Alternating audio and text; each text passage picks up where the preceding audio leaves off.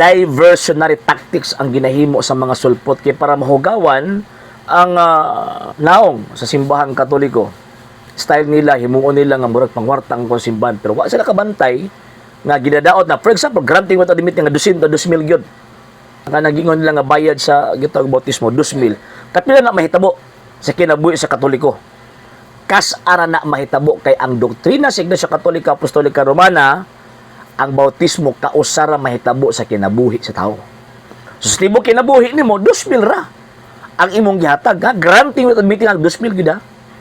Do kumusta man ang 70 Adventist? Kining naghimo aning video kay ang pundok ani 70 Adventist man naa sila tithes or 10% tagabulan.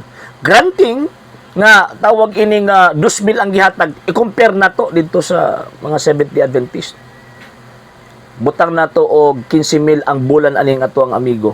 Ila may 10% sa 15,000, 1,500 taga bulan.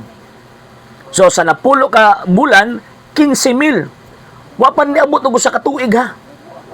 15,000. I-add pa nimo tong another 3,000 nga duha ka bulan kay para mahimo siyang 1 year.